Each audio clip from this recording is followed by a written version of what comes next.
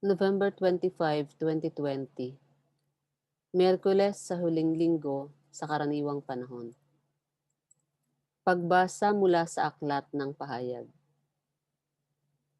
Akong si Juan ay nakakita ng isa pang kagilagilalas na pangitain sa langit.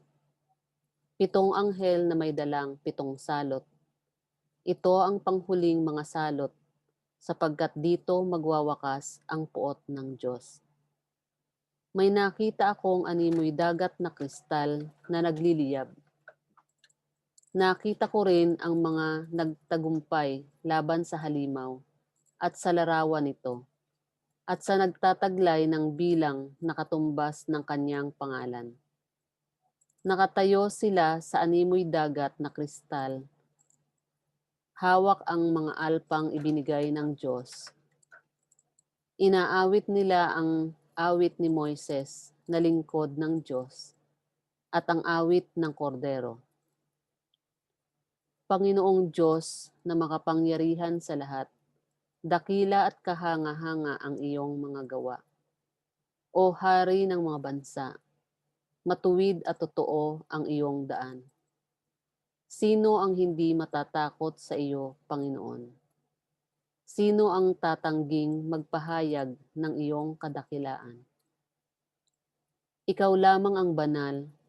Sa lahat ng mga bansa ay lalapit at sasamba sa iyo.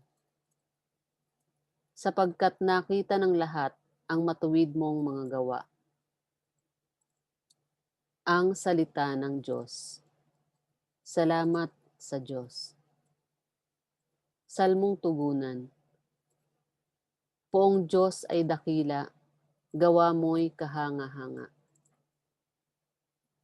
Umawit ng bagong awit, sa poon ay ialay.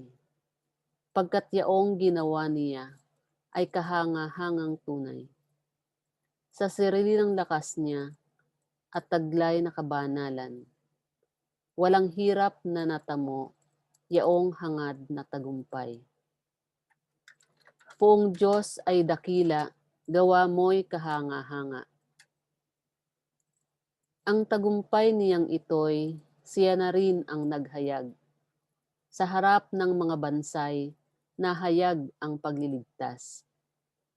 Ang pangako sa Israel, lubos niyang tinutupad.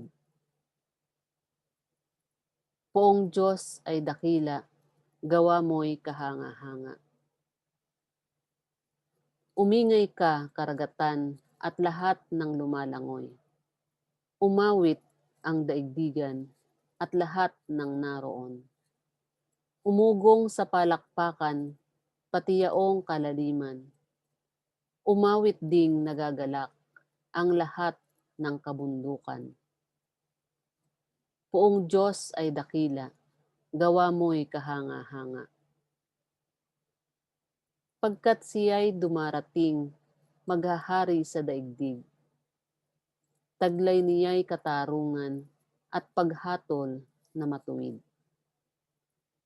Poong Diyos ay dakila, gawa mo'y kahanga-hanga.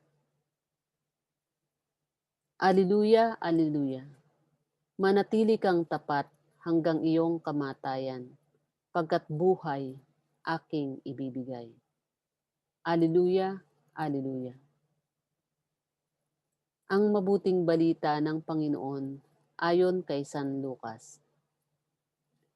Noong panahong iyon, sinabi ni Jesus sa kanyang mga alagad, darakpin kayo't uusigin, kayo'y dadalhin sa mga sinagoga upang litisin at ipabilanggo.